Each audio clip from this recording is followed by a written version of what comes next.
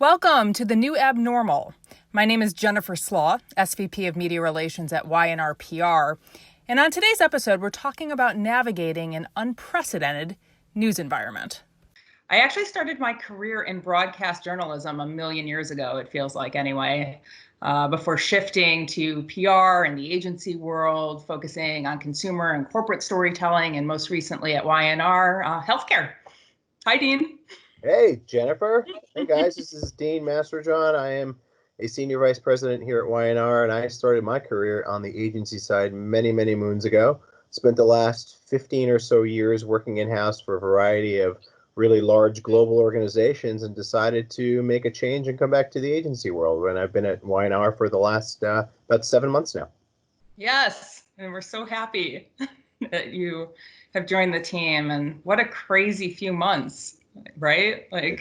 It's been a whirlwind over the last month or two with COVID and the protests and, the media just 24/7 nonstop and, having to manage it all for our clients has been quite the challenge, right? Yeah, no, it's been something else as we've tried to figure out, okay, how do we navigate this landscape that's so heightened and has been focused on the pandemic, like you said, 24/7. And we have clients of ours that want to get in the conversation, clients of ours that don't know whether they should get in the conversation. And of course, we have our media contacts who are hypersensitive to what's happening in real time in the news cycle. Yep. And we need to be able to strategically respond to them in a way that's not tone deaf and also gives them what they need, right? I mean, that's been the challenge. Yeah, and I think, if you think about it, and you worked in a newsroom for lots of years, especially now, it's literally been an all hands on deck environment, right? You have sports reporters who are covering COVID. You have politics reporters who are covering COVID. They're all like, oh my God, I don't know, just trying to figure it out on the fly, right? Yeah, no, it's crazy because they have limited resources. They're trying to figure out how to do virtual newsrooms.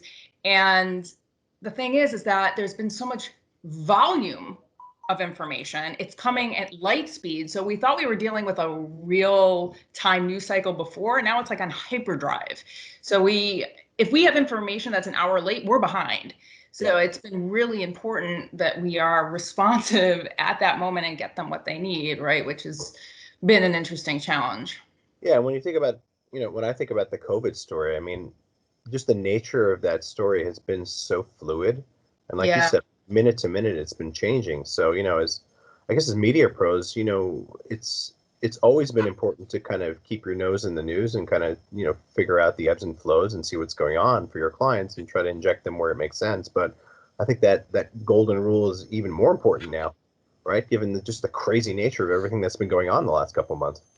Yeah, I've been giving this actually a lot of thought, and we have such a responsibility, probably more than ever, to get it right, more than ever, because they have, as journalists, they have this responsibility to get it right. It's such a burden for life and death situation that the public has been facing. And so if we're going to continue to be a trusted resource for our contacts, we have medical experts to offer, data we need to share, patient stories, they have to be authentic, they have to be honest, and they have to actually meet the needs of the moment. We used to, right, Dean, pitch stories that perhaps could be for next week or for next month. Yeah. They're not getting past the next day, especially broadcast. So it's been interesting having to move at that speed. Yeah, no, if you combine my experience and your experience, we've been doing this for a lot of years, right? And for me, thinking about kind of the lay of the land and everything that's been going on, it almost feels like, I don't know if you agree, but it feels like we're living in a once in a lifetime moment almost, where we have these two massive stories that are basically overtaking the news cycle 24/7, all around the world. Right? I was also shocked, quite frankly. Yeah. I was shocked when, and again, this is more for TV news and the evening newscast, which were completely stacked with COVID stories from the first minute of the newscast to 30 minutes later, because they couldn't even fit it all in. And I don't know if you remember when the Lake of the Ozarks story came out, and there was oh my gosh, so much fear that all of a sudden you see these big crowds amid the pandemic as states are starting to reopen. And it was only 3 days later that George Floyd's death occurred. Yeah. And then all of a sudden they had to just focus on that 24/7, and the pandemic left the news cycle completely. Did you notice that? It like it never happened. Like Right? it never happened. Like There is we no had a pandemic. cure and we had a cure and everybody moved on with their life. Right. So then we had to sit here and try to figure out, okay, do we still pitch experts that can talk about the pandemic? Do we still lead with that? Do we have to back off completely? Do we not even call them? Do we not pitch them at all? And it just goes to show you how like quickly something can shift. And you're right, it's a once in a lifetime moment, right? Because we have two huge stories happening simultaneously, and they don't know what to do with it. They don't know which one to cover. And I think, a lot of also what I've been thinking about is, the last several years, you and I, and I guess, communications folks all over the world have been talking about, the death of traditional media. Yeah. Right? Traditional media is going away. No one watches broadcast news anymore. That's just old school, right? But, Yeah. I think what we've learned over the last few months has completely disproven that theory. Yeah. Because broadcast news, I mean, we're millions of people. Their ratings are through the roof. They've never been higher, right? It's So so I think true. this proves that every time there's a major story, almost a crisis, that's where people go first, and that's where they'll always go first, right? It's so true. I actually was almost comforted by the fact that for the first time, and maybe since even 9/11, Dean, there Yeah. was this rejuvenated appetite for facts and just straight news, at least like on the broadcast side, right?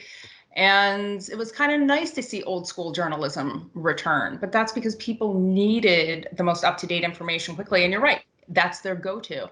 I don't know how long that's going to last. My instincts tell me that we are now seeing a lot of COVID fatigue, right?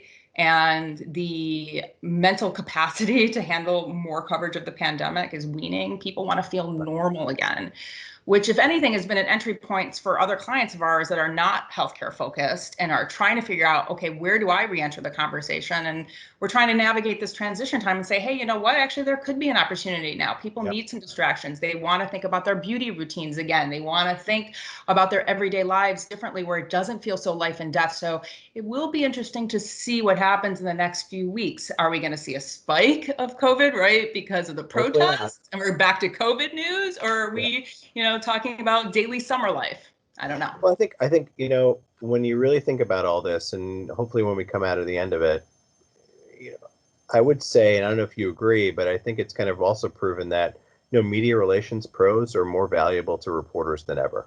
Yeah. The fast moving news cycle with these enormous stories that are hitting every single day, regardless of platform, whether it's online, whether it's print, whether it's broadcast, I don't really think it makes a difference, right? And I think, in terms of lessons learned for other media relations pros that might be listening to this is, you always just need to keep your finger on the pulse of the swiftly changing news cycle, right? If you don't, you're kind of sunk, right? And your value to your client is just not going to be there. And I think, from a strategic perspective, it also teaches you kind of to pick your spots and when to eject your client and also when not to, and kind of lay back. Yes. And maybe give it a day or two and let the news cycle pass and just be smart about when you pick those spots. Yeah, it's definitely tricky, especially considering how fast everything has been moving. But you bring up a really good point about the relationships. I mean, we've had relationships over the course of our careers, and we've been lucky if they'll even open up our emails right now, just because they're covering 20 press conferences a day and they're going to just their go-to sources. And if you don't have something valuable to say to them in that moment, you could hurt the relationship right there. So it's just so highly sensitive, and building new relationships are also key right now. But you have to your point, you have to be smart about what you say and when you say it. Well, I guess we'll see how it plays out over the next couple of months, right?